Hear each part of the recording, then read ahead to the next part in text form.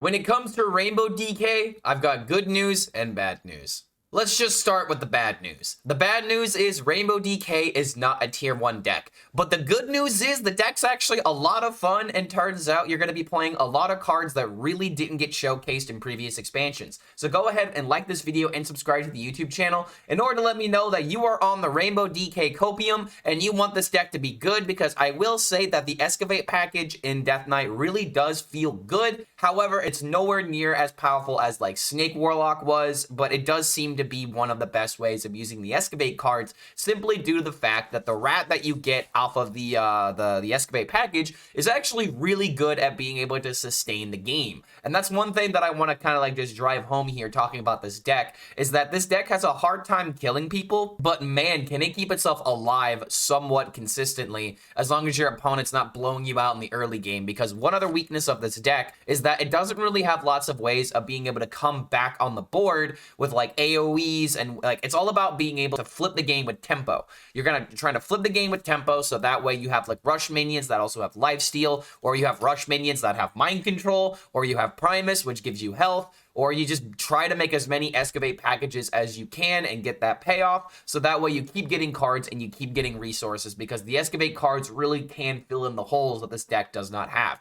Case in point, since this deck really doesn't have AoE, if you get the 3 mana deal 3 at the right time, this deck absolutely works wonders. However, one other synergy that I want to point out is the fact that we do have Climatic Necrotic Explosion, but the big question is, how do we spend the corpses? Because as of right now, most people are going to realize that we have Defrost, we have Mosh Pit, we have Maw and Paw, but the most important spending card of all, Malignant Horror.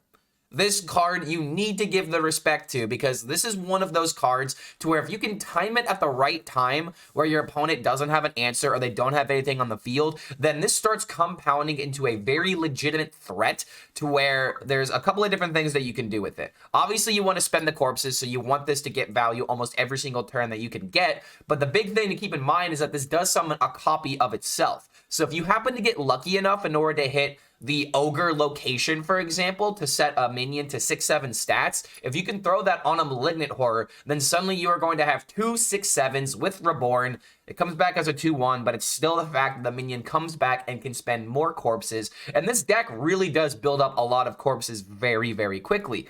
However, one card that I want to talk about that doesn't really see play for good reason is Corpse Farm. This was a card I was like 100% sold on being like groundbreaking in Rainbow DK, and I wonder if this is supposed to be a Monster House reference at all, because it kind of does in my opinion. Almost looks exactly like the house from the movies, if you guys had ever watched that when you were a kid. Corpse Farm was a card I was super hyped for, because it allows us to spend corpses in a meaningful way to essentially summon a 3-drop 8-drop. Like for 3 mana we summon an 8-drop, and most of the time 8-drops are really good. Like, you know, you can't go wrong with a Ragnaros when it's well timed. But the big thing to keep in mind is the fact that when this card is in your mulligan, or if it's at the beginning of the game when you don't have any corpse spenders, this is just a dead card. It sits in your hand doing absolutely nothing, and then by the time that you end up playing it, it feels like you probably have a better play, or you probably don't want to play this, because unless you get the very specific 8-drop you're looking for, it's just not going to perform the way that you want it to. However, one other thing that I want to point out about this deck is the ETC, because there's one card that I wanted to put into this deck, but it seems that everybody is in agreement that it belongs in the ETC, and that card is Photographer Fizzle. We also have Steam Cleaner in order to deal with the Plague Death Knights if we happen to see them, or maybe you want to bully Warlocks that add the Symphonies to their decks. But you also have Hollow Hound. This is just a good card in general in order to get some healing in case you need it against aggro.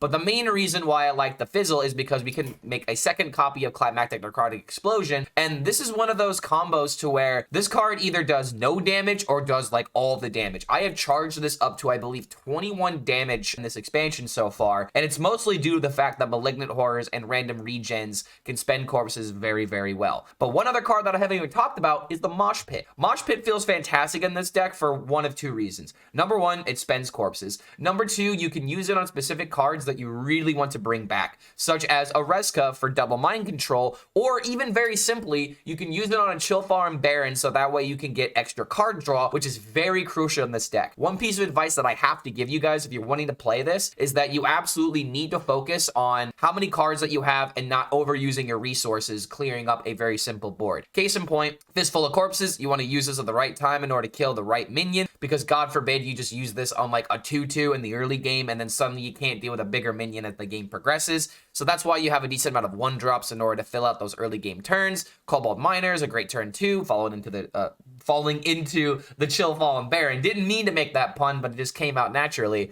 And then you have other excavate cards in order to help out with your curve. One more thing that I want to talk about, as you guys can very clearly see, I love this deck and I love talking about it, but it's just not as powerful as I wish it was. Ma and Pa is a fantastic card, but the thing that really sucks about this card is you really need to throw it onto an empty board. And even if you do throw it on an empty board, some classes just have ways of being able to kill this. So I wish that this card was a little bit stickier. Maybe like a 2-8 would be a little bit better. A 1-8 just feels very, very weak in my opinion. But one thing that you could potentially do with this card is if you have a Sinister Soul Cage, that could be pretty useful. Like, I don't know if we want to hard run this in the deck, but this is a synergy that I keep thinking of time and time and time again, where it's like, what if I want 2 Ma and Pa's? What if I want 2 families? Is that so wrong? It can't be that wrong. It might be a little bit wrong. But there's only been one time where I was able to bring back the Ma and Pa with the excavate reward. Obviously, I was really lucky because I played my skeleton crew. I didn't play Burrow Buster yet. But being able to bring back this card as a 3/10 could be very useful, but it's not going to be all that common. But I just really wanted to use this opportunity to showcase Ma and Pa because I love this card, but I do feel like it's a little bit on the weaker side simply due to the fact that it only has 1 attack. It doesn't have ways of keeping itself alive, and trading into it is just extremely easy. But if you guys want to play some Rainbow DK, go ahead and check out the game clips to see what the potential of this deck truly is and whether or not you want to risk your dust crafting this. If you want my opinion, it's not worth using the rest of your dust if you're short on resources, but if you have plenty of dust to use and you want to try and make Climactic Necrotic Explosion into a legitimate archetype, then this is probably the best way of doing it. And if you guys have any other lists that showcase Rainbow DK being good, go ahead and share them with me because I want to find the perfect 30 of this list. And right now, I think this is the closest that we're going to get to. And don't forget, if you do enjoy this kind of content, feel free to like this video and subscribe to the YouTube channel to be notified about any of our future updates. We've also got a Patreon in case you guys want to get extra perks and bonuses for supporting the content, like getting coaching, deck optimization, as well as shoutouts in future videos. So go ahead and check out the link in the description in order to get all that information. Thank you so much for making it to the end of this deck intro, and we'll see you for the next video. But Snake Warlock is very simple to play. Play your excavates, play the snake, bounce it, then do it twice in the same turn. That's how you do it. Boom. There's your lesson. Play with your own snake, perp. Yeah, there you go. Play with your own snake. Feels like the Scorpion is actually a nerf to the deck. Dude, the Scorpion feels really bad. It feels by far like the worst reward. 100% it feels like the worst reward. Alright, so I got 3 corpses now. Praying the Scorpion gets a buff to make the payoff not so sad. I mean, the thing is that Rogue gets Shadow Step, right? Like, if you were to, like, just Shadow Step the Miner and you have an insane ability, like playing a 5-drop or playing a 4-drop and getting a bunch of 0 mana cards, that is gonna feel like Galakrond all over again. I don't think I want to go back to Galakrond gaming. Always use protection on your snake before it gets nerfed. Some nerfs you can't untake. Like, some nerfs you can't unlive, you know? Can't take back those nerfs. Not to mention Drilly easily gets you to 3, 4. Exactly, right? The first 4 need to be good, but not, like, groundbreaking. As fun as Scorpion is, it should stay as the worst one. I agree. I don't want Rogue to have more frustrating mechanics. Rogue already has a lot of frustrating mechanics.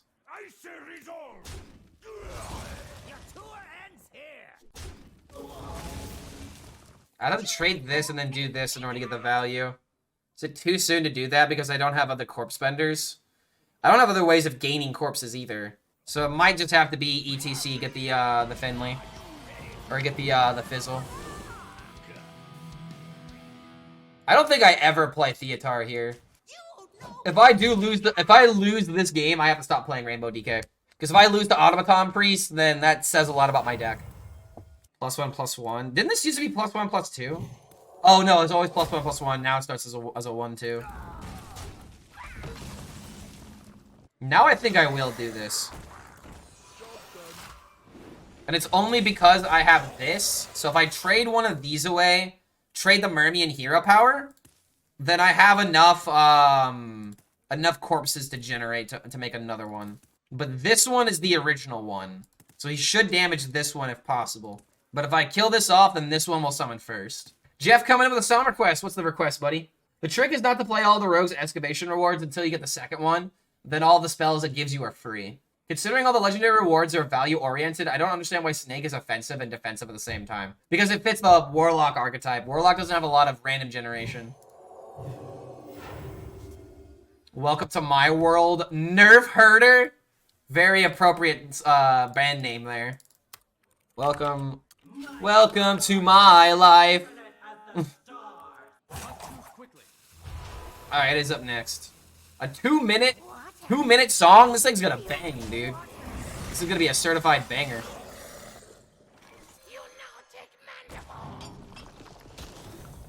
If I return that, is that actually good? Kinda have to.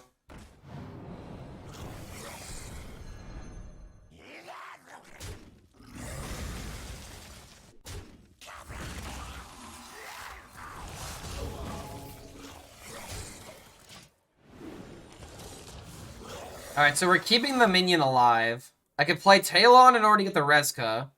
And now that I have Mosh Pit, I could potentially take 2 of his mechs. Was it ever Burrow? No, if I didn't play this, I wouldn't have gotten this to return the minion. I need to get rid of the taunt. It sucks to get rid of a 0 mana taunt because you can easily just play it again. But I need to try and stick these for the value. Interested in Naga Priest? If you got a list for me, I'll take a look at it, but I probably won't play it today. How's this deck faring against Snake? I've only played 2 games. I've gone up against a Control Warrior. I was playing Renathal, and I also went up against a Secret Control Mage, which is weird to say out loud. But those are the decks we've been seeing.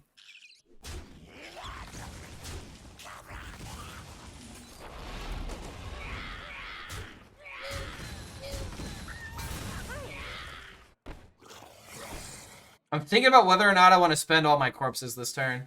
I think I need to, which means I need the hero power.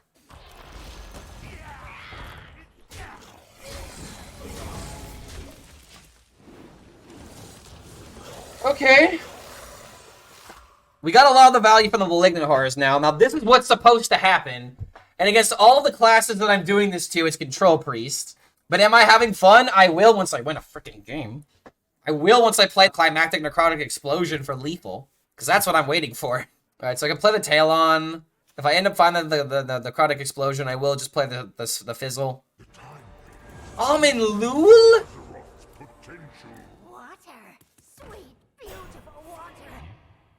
Wait, what? He's summoning a taunt. God damn, dude. Really? Just rolls monkey? Just rolls the monkey like it's no one's business?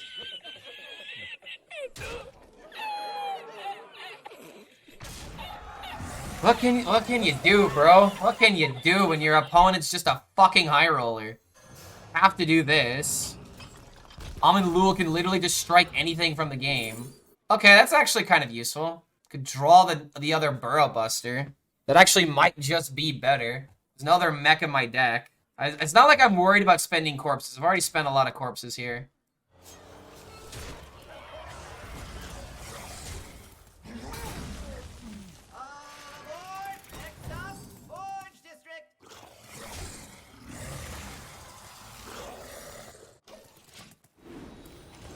I really needed an opportunity to play the Talon, but with this on the field, it's just literally going to strike it from the game.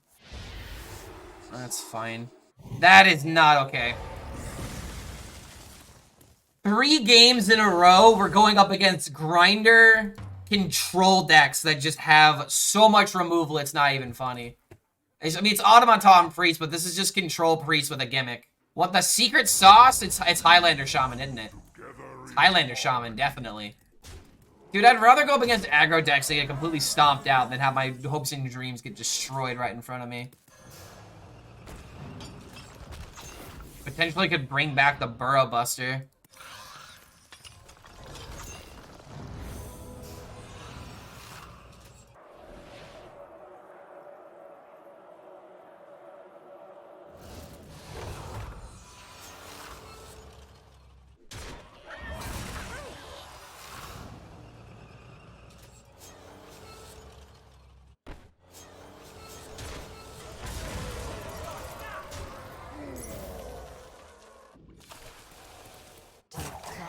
Alright, that was pretty decent.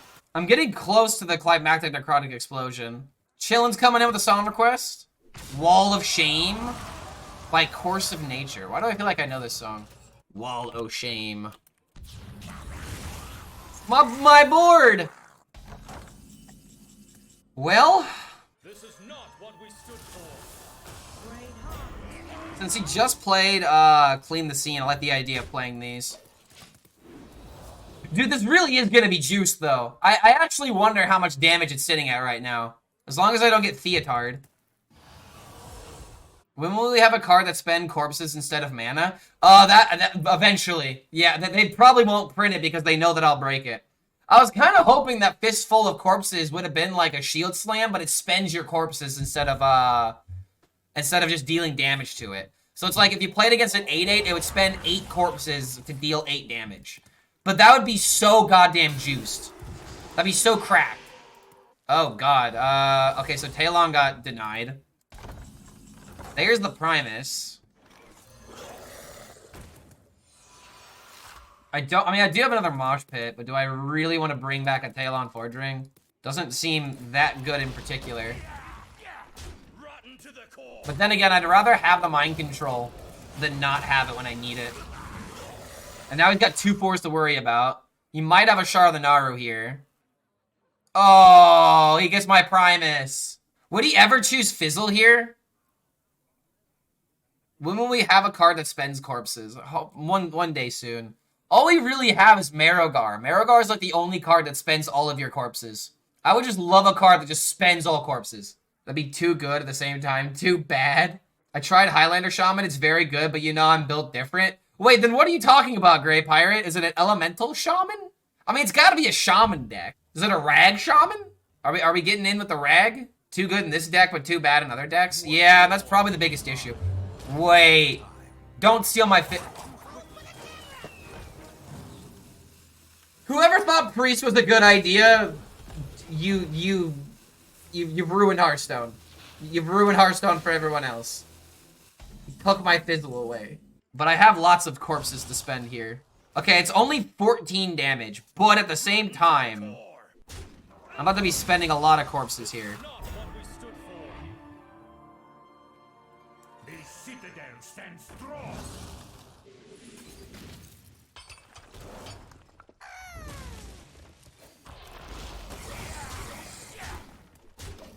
Alright, so it's at 14 damage, and now it's at 18 damage. This is working. This is working. I'm just really sad that he had to take the Fizzle.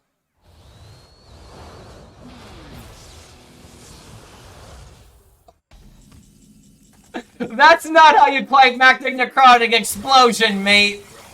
That's not how you do it. This is how you do it. The one rare occasion that priests do not play your cards better than you. Oh my god, I actually was able to beat Control Priest.